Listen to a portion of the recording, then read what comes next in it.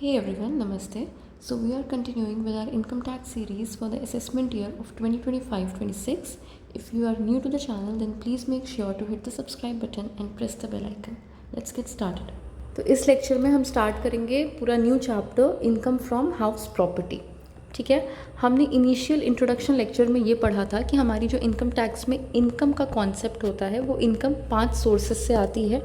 Income from salary, income from house property, profits and gains from business and profession, capital gain and other sources. Income from salary हम already complete कर चुके हैं, इसके 5 chapters दिए थे मैंने part 1 part 2 करके। आज हम स्टार्ट करेंगे income from house property.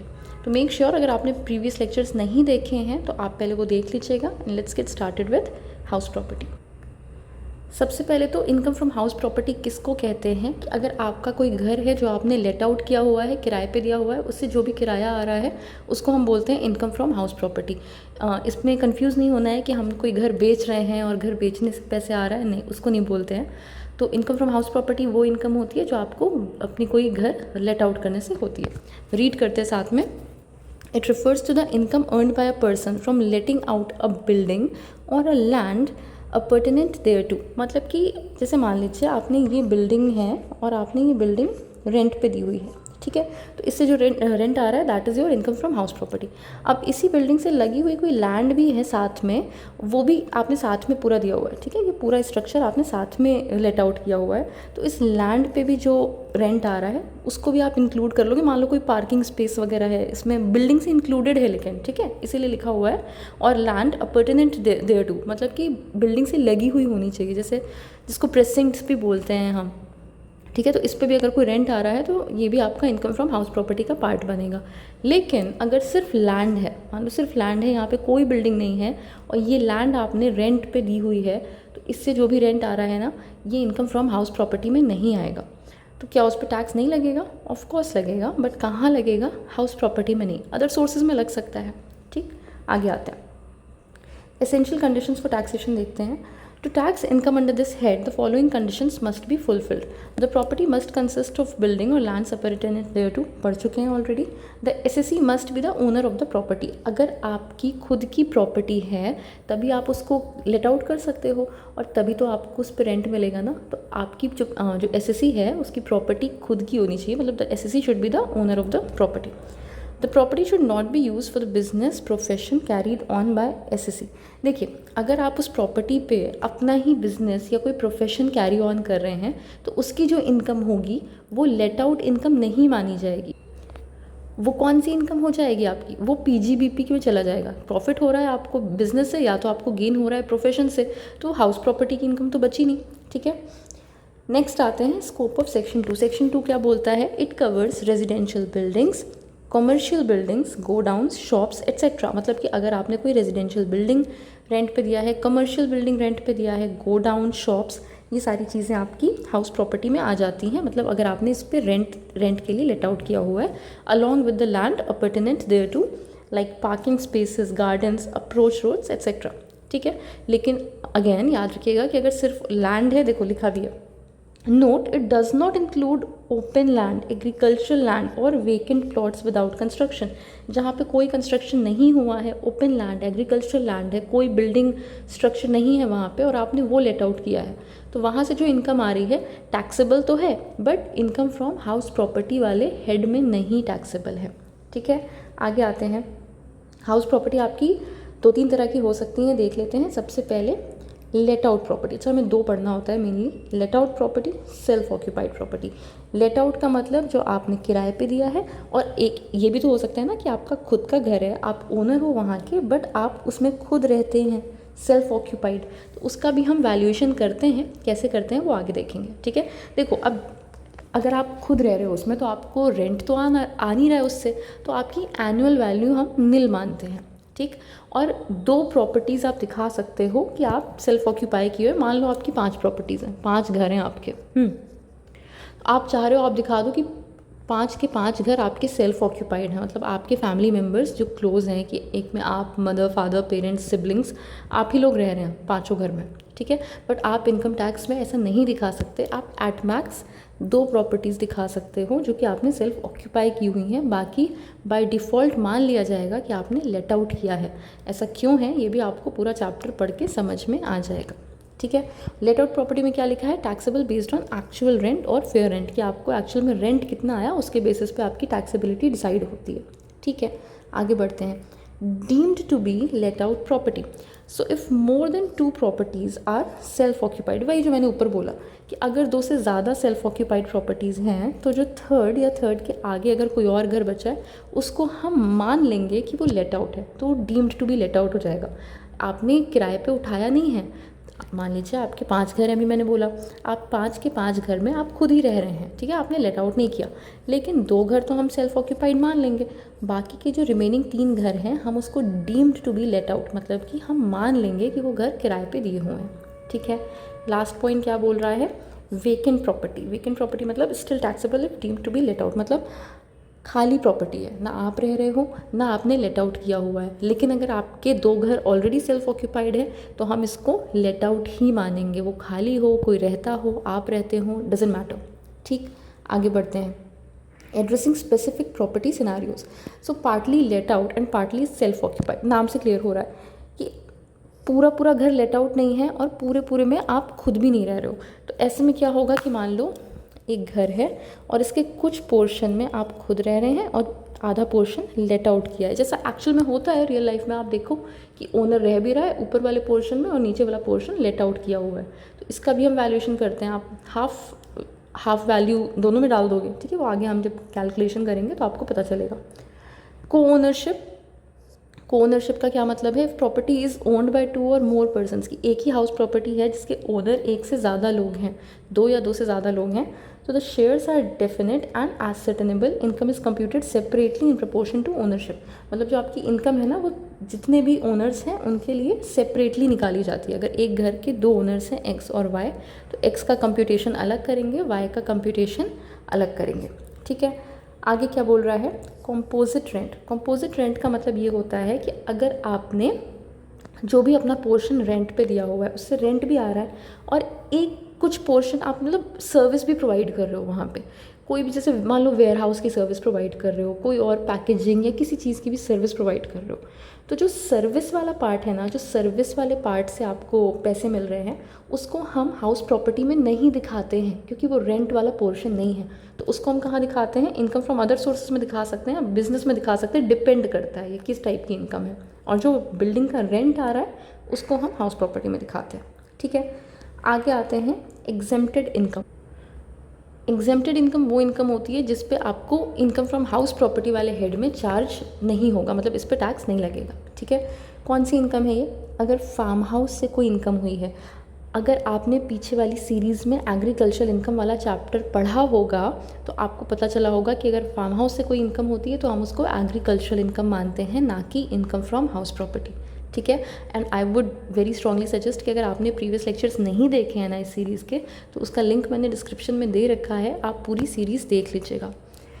Next आते हैं property used for own business. ये बात हमने ऊपर पढ़ ली थी, अगर हम अपने बिजनेस के लिए प्रॉपर्टी यूज़ कर रहे हैं, मतलब हमने उसको रेंट पे नहीं दिया है और उसका जो भी रेंट आएगा ना वो पोर्शन आप एक्सपेंस अपने पीजीबीपी के इनकम में दिखा सकते हो। 1 पैलेस ऑफ एक्स, इसका अब बहुत रेलेवेंस नहीं है, वो रूलर और पैलेसेस वाली चीज़ें ख़त्म हो गई हैं, बट स्टिल अगर ऐसा कोई रहा है, मतलब कि कोई एक्स रूलर है जिसने ऑक्यूपाई किया हुआ है कोई भी प्लेस जिसको पैलेस मान रहे हैं हम, फॉर हिज ऑफिशियल रेजिडेंस और एनीथिंग लाइक दैट, तो उसको एग्जेम्प्ट मानते हैं। एक पैलेस के लिए ये अलाउड होता है, ठीक है, एक पैलेस के लिए अलाउड होता है। Basically what was the purpose for this, ये जो एग्जेम्पशन मिलता है ना, it is basically to honour the constitutional and you can say the historical agreement, जो कि आपका प्रिंसली स्टेट को जब इंटीग्रेट किया गया था इंडिया में, उस टाइम पे जो भी ये कॉन्स्टिट्यूशनल या हिस्टोरिकल अग्रीमेंट्स हुए थे उनको ऑनर करने के लिए बेसिकली ये एग्जेम्पशंस दिए हुए हैं, ठीक है। आगे आते हैं property let out for charitable purposes under section 11। अगर चैरिटेबल पर्पस के लिए कोई प्रॉपर्टी लेट आउट किया है तो वो भी टैक्सेबल नहीं होगा। Annual value of property held for charitable trust के लिए भी सेम चीज़ है ऑलमोस्ट, ठीक है। आगे आते हैं रीसेंट चेंज, अभी रिसेंटली क्या क्या चेंजेस हुए हैं वो देख लेते हैं।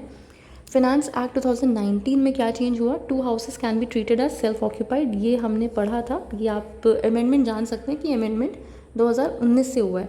उसके पहले ना सिर्फ एक घर को ही हम सेल्फ ऑक्यूपाइड मान सकते थे। अब क्या हो गया है कि हम 2 घरों को सेल्फ ऑक्यूपाइड कंसिडर कर सकते हैं। इससे क्या बेनिफिट होगा ये हम पूरी कैलकुलेशन करने के बाद आपको पता चलेगा कि क्यों लोग चाहते हैं कि हम सेल्फ ऑक्यूपाइड घर दिखाएं और लेट आउट ना दिखाएं। देखो बेसिक अभी समझ में आ रहा है, आप लेट आउट दिखाओगे अगर अपना घर तो फिर आपको दिखाना पड़ेगा कि किराया आया है, किराया आया है तो उस पर टैक्स दोगे। लेकिन अगर सेल्फ ऑक्यूपाइड दिखाओगे तो आपको कोई किराया नहीं आया तो आपके घर की एनुअल वैल्यू निल है, तो इस पर आपको बेनिफिट होता है टैक्स का, और लेट आउट वाले पे आपको ऑब्वियसली टैक्स इंक्रीज़ हो जाएगा। ठीक है, नेक्स्ट देखते हैं section 23 subsection 5 relief for builders. Builders के लिए स्पेसिफिकली ये सेक्शन दिया गया था कि इनको एक एग्जेम्पशन काइंड ऑफ दिया गया था कि आपकी एनुअल वैल्यू है वो हम 2 साल तक निल मानेंगे from the end of year in which completion certificate is received. मतलब जब आपको कंप्लीशन सर्टिफिकेट मिल गया है उसके बाद तक के 2 सालों के लिए आपके घर की एनुअल वैल्यू को हम निल मानेंगे। ठीक है, अब आते हैं एक्चुअल कि हमें इनकम फ्रॉम हाउस प्रॉपर्टी कैसे कंप्यूट करनी होती है। तो this is the complete proforma. Her question का कैसा भी क्वेश्चन हो एग्जैक्ट यही फॉर्मेट रहेगा, इसी पे आपको क्वेश्चन करना है। सबसे पहले क्या लिखा हुआ है, ग्रॉस एनुअल वैल्यू, घर की जो भी ये लेट आउट का है। ठीक है, ये लेट आउट घर, अगर आपने कोई घर लेट आउट किया है तो उसका प्रोफॉर्मा है, सेल्फ ऑक्यूपाइड का नहीं। तो ग्रॉस एनुअल वैल्यू क्या है घर की वो लिखेंगे, उसमें से माइनस करेंगे म्युनिसिपल टैक्सेस, जो घर पे म्युनिसिपल टैक्सेस पे करते हैं ना वो माइनस कर देंगे, वो एग्जेम्पशन मिल जाता है, उसको माइनस करके जो फिगर आएगा उसको बोलते हैं annual value, net annual value. ठीक, इसके बाद इसमें से डिडक्शंस मिलते हैं हमें कुछ अंडर सेक्शन 24।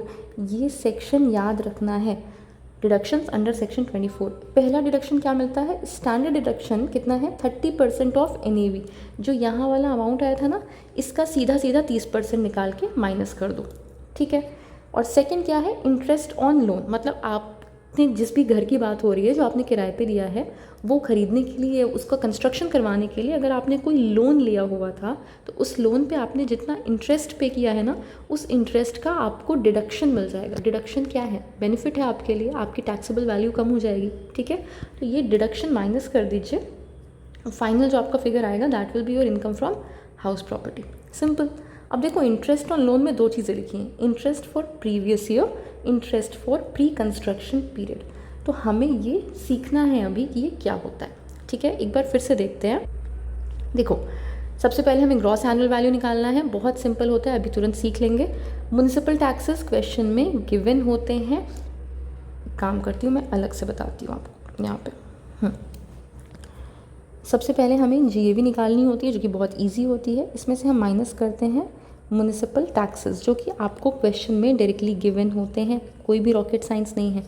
ये आप माइनस कर लोगे तो आपका क्या आ जाएगा, नेट एनुअल वैल्यू।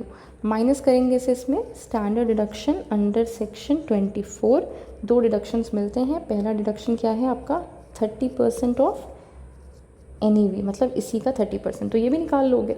और दूसरा क्या है, इंटरेस्ट ऑन लोन, इसमें भी हमें कैलकुलेशन करनी होती है, हमेशा नहीं करनी होती, कभी कभी करनी होती है। ठीक है, और आपका फाइनल जो आंसर आएगा that is your income from house property. ठीक है, समझ में आ गया। अब एकदम स्टार्ट से स्टार्ट करते हैं कि ग्रॉस एनुअल वैल्यू कैसे निकाली जाएगी। तो आइए, सबसे पहले हमें ग्रॉस एनुअल वैल्यू निकाली है ना, देखते हैं ग्रॉस एनुअल वैल्यू कैसे निकालते हैं। तो ग्रॉस एनुअल वैल्यू के लिए आपको बेसिकली क्या देखना है कि gross annual value of the house property, कि आपने जो घर किराए पे दिया है उसकी एनुअल वैल्यू कितनी है। तो एनुअल वैल्यू कैसे आएगी कि आपको रेंट कितना मिल रहा है वहाँ से, तो जितना रेंट मिल रहा होगा क्या हम उसको डायरेक्टली एनुअल वैल्यू लिख देंगे, नहीं, तो हमें उसको निकालना पड़ता है। सबसे पहले हम देखते हैं कि म्युनिसिपल रेंट कितना है। अच्छा, म्युनिसिपल रेंट वो रेंट होता है ना जो म्युनिसिपल कॉरपोरेशन ने किसी स्पेसिफिक एरिया का फिक्स किया होता है कि इस एरिया में इतने बड़े घर का जो रेंट होगा, जो म्युनिसिपैलिटी ने फिक्स किया है, उसको बोलते हैं म्युनिसिपल रेंट। फेयर रेंट क्या होता है, जो फेयर हो उस पूरी लोकेलिटी के हिसाब से जो होना चाहिए, that is your fair rent. दोनों चीज़ें क्वेश्चन में एज इट इज़ गिवन होंगी। ठीक, म्युनिसिपल रेंट और फेयर रेंट में से जो अमाउंट ज़्यादा होगा, ठीक है, विच एवर इज़ हायर, जो ज़्यादा होगा उसको सिलेक्ट कर लेना और उसको कंपेयर करेंगे किससे, जो ज़्यादा होगा उसको सिलेक्ट करेंगे, दूसरे वाले को छोड़ देंगे। ठीक है, ध्यान से देखते रहना, बहुत ईजी है, समझ में आ जाएगा तुरंत। ठीक है, अब इसको हम किससे कंपेयर करेंगे स्टैंडर्ड रेंट से। स्टैंडर्ड रेंट क्या होता है? रेंट कंट्रोल एक्ट ने जो रेंट प्रिस्क्राइब किया है या बताया हुआ है कि इस पर्टिकुलर एरिया में इतना रेंट होगा इतने बड़े घर का, रेंट कंट्रोल एक्ट ने जो रेंट बताया उसको बोलते हैं स्टैंडर्ड रेंट। तो इस वाले अमाउंट को और स्टैंडर्ड रेंट को, इन दोनों को कंपेयर करेंगे और इसमें से किसको सिलेक्ट करेंगे? Whichever is lower. इन दोनों में से जो छोटा अमाउंट होगा उसको सिलेक्ट कर लेंगे और उस अमाउंट को फिर हम कंपेयर करेंगे किससे? एक्चुअल रेंट से। एक्चुअल रेंट कौन सा रेंट होता है? जो एक्चुअल में आपको अपने किराएदार से, अपने टेनेंट से रिसीव हुआ है। अभी सब तो हवा में बातें थी ना, आप ये थोड़ा ना पता करते हो कि म्यूनसिपैलिटी ने कितना रेंट रखा हुआ है या रेंट कंट्रोल एक्ट ने कितना रेंट रखा है। आप जो रेंट ले रहे हो that is the actual rent. तो आप इसको कंपेयर करोगे एक्चुअल रेंट से और इन दोनों में से आप कौन सा फिगर लोगे? Whichever is higher. और यही वाला जो फिगर है ना, इसी को बोलेंगे क्या? Gross annual value. ठीक है, इसी को क्या बोलेंगे? Gross annual value. ठीक, फिर से देखो, सबसे पहले हम कंपेयर करेंगे म्युनिसिपल रेंट और फेयर रेंट को, दोनों में से जो ज़्यादा होगा। लिखते रहते साथ में। ये था 1 लाख, ये था 1,20,000। ठीक है, स्टैंडर्ड रेंट आपका ले लेते हैं 80,000 और एक्चुअल रेंट ले लेते हैं 1 लाख। ठीक है, अब करते हैं म्युनिसिपल रेंट और फेयर रेंट में से ज़्यादा कौन सा है? फेयर रेंट ज़्यादा है, तो हम इसको यहाँ पे ले लेंगे 1.2 लाख। इसके बाद इसको और स्टैंडर्ड रेंट को कंपेयर करेंगे, दोनों में से छोटा कौन सा है? स्टैंडर्ड रेंट, तो हम यहाँ पे 80K ले लेंगे और इसको कंपेयर करेंगे तो whichever is higher. Higher कौन सा है? 1 लाख। तो मेरी GAV कितनी हो गई? 1 लाख। सिंपल, बहुत सिंपल सी बात है। अच्छा, क्वेश्चन में ना हमेशा ये सारे रेंट नहीं दिए होते हैं। क्वेश्चन में कई बार आपको सिर्फ एक्चुअल रेंट दिया होगा या सिर्फ म्युनिसिपल रेंट और एक्चुअल रेंट दिया होगा, तो जो भी रेंट नहीं दिया है उसको इग्नोर कर दो। मान लो आपको क्वेश्चन में फेयर रेंट नहीं दिया है और स्टैंडर्ड रेंट नहीं दिया। ठीक है, अब देखते हैं। अब म्युनिसिपल रेंट दिया है और एक्चुअल रेंट दिया है। एक्चुअल रेंट को मैं चेंज कर देती हूँ यहाँ पे 1.5 लाख। ठीक है, अब देखिए म्युनिसिपल रेंट और फेयर रेंट में ज़्यादा कौन सा है? पता नहीं, 1 लाख ही है बस, एक ही। इन दोनों में से छोटा कौन सा है? 1 लाख और स्टैंडर्ड रेंट में? स्टैंडर्ड रेंट है ही नहीं तो 1 लाख ही है बस। ठीक है, और 1 लाख और 1.5 लाख में से हायर कौन सा है? 1.5 लाख। तो GAV क्या हो गई? 1.5 लाख। ठीक है, सिंपल सी बात है। GAV कैसे कैलकुलेट करते हैं आ गया है। अब इसमें दो छोटे छोटे से कॉन्सेप्ट हमें और पढ़ने हैं। ठीक है, एक है आपका अनरियलाइज्ड रेंट। अनरियलाइज्ड रेंट कौन सा रेंट होता है कि मान लो आपको रेंट रियलाइज़ नहीं हुआ, मतलब 12 महीने का रेंट था बट आपको 10 महीने का ही रेंट रिसीव हुआ, 1 महीने का नहीं हुआ या आधे महीने का, जितना भी portion of the rent unrealised है कि आपको अभी रिसीव ही नहीं हुआ है या रियलाइज़ नहीं हुआ है। बेसिकली रिसीव की बात नहीं हो रही है, रियलाइज़ नहीं हुआ है। ठीक है, तो अगर ऐसा कोई रेंट क्वेश्चन में डायरेक्टली लिखा होगा अनरियलाइज्ड रेंट, ठीक है, अगर ऐसा कोई रेंट लिखा हुआ है क्वेश्चन में तो उसको हम क्या करेंगे? एक्चुअल रेंट से माइनस कर देंगे। एक्चुअल रेंट से माइनस कर देंगे। फिर से एक क्वेश्चन लिख लेती हूँ मैं। ये देखिए, मैंने एक छोटा सा क्वेश्चन लिख लिया है, अब इसको हम सॉल्व करते हैं। इसका अगर हमें GAV निकालना है तो कैसे निकालेंगे? सबसे पहले हम म्युनिसिपल रेंट और फेयर रेंट को कंपेयर करेंगे। दोनों में से ज़्यादा कौन सा है? 5 लाख ज़्यादा है। ठीक है, हमने इसको सिलेक्ट कर लिया। अब हमें इसे कंपेयर करना था किससे? स्टैंडर्ड रेंट से, और सेलेक्ट करना था जो कम होता, लेकिन स्टैंडर्ड रेंट है ही नहीं, तो अब कम ज़्यादा जो भी है यही है। ठीक है, और अब इसको हमें कंपेयर करना है एक्चुअल रेंट से। एक्चुअल रेंट कितना दिया है? 50,000 पर मंथ। 50,000 पर मंथ है अगर, तो साल भर का कितना हो गया? 6 लाख हो गया।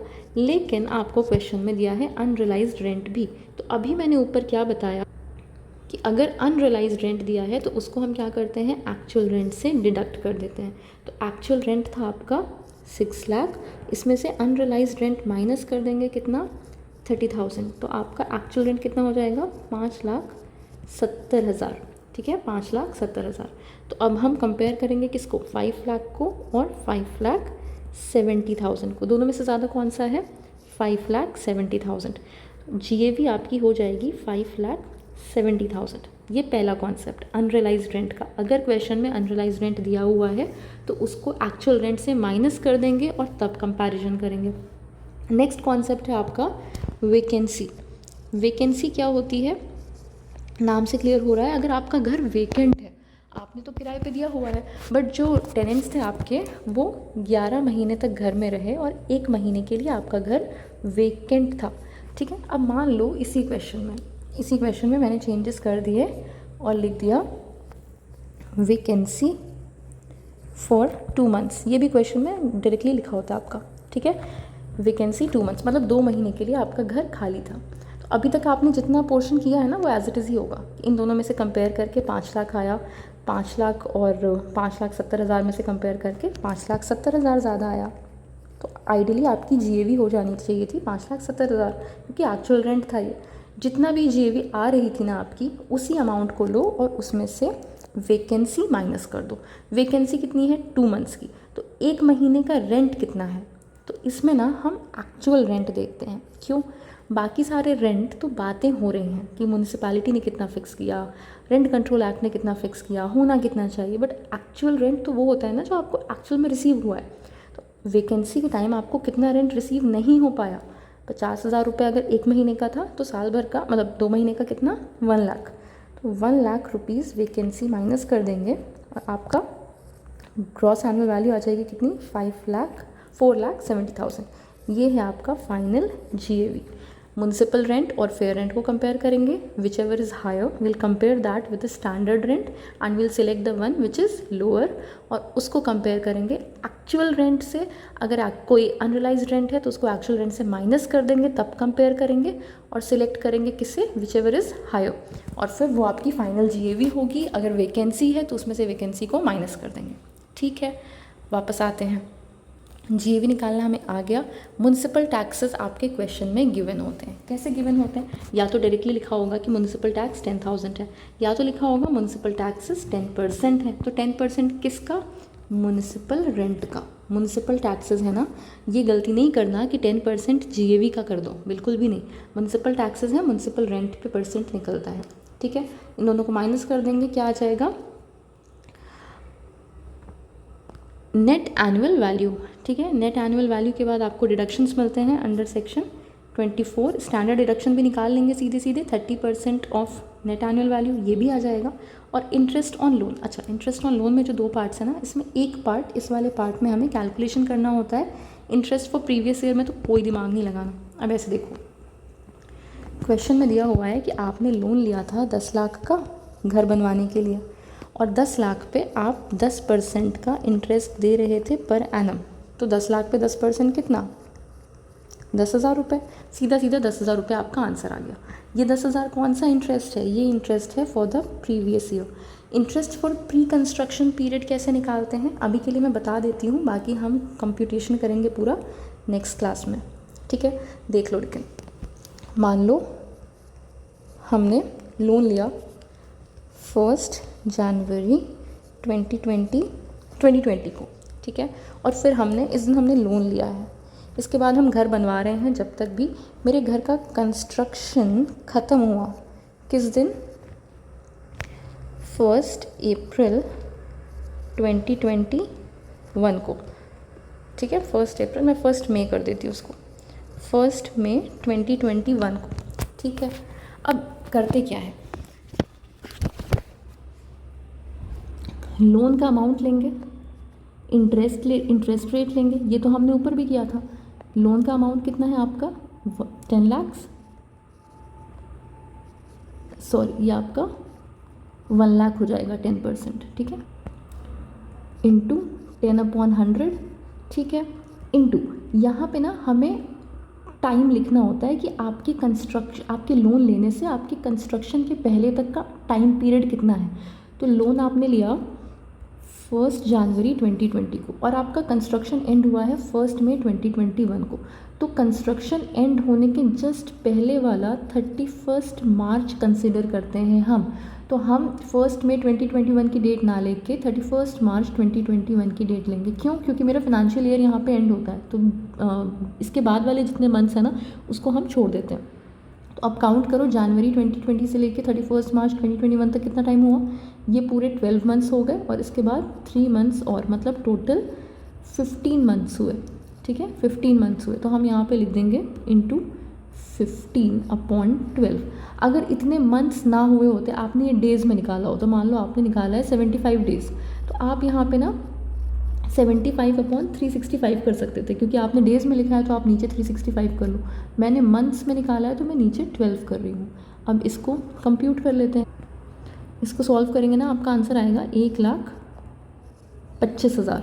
ठीक है, 1,25,000। अब ये जो आपका है इसको बोलते हैं interest for pre construction period. Interest for pre construction period. और एक इंटरेस्ट हमने निकाला सीधा सीधा 1 लाख। ठीक है, सीधा सीधा 1 लाख, मतलब 10 लाख पे 10% सीधा सीधा निकाल दिया। ये कौन सा है? Interest for previous year. तो ये पहला आपका इंटरेस्ट हो गया और ये क्या हो गया? दूसरा इंटरेस्ट हो गया। ये दोनों इंटरेस्ट हमें क्वेश्चन में मतलब आंसर में लिखने होते हैं।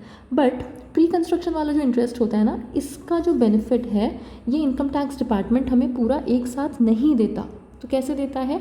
5 सालों में। ये पूरा बेनिफिट हमें 5 ईयर्स में मिलता है। तो एक साल में कितना बेनिफिट मिलेगा?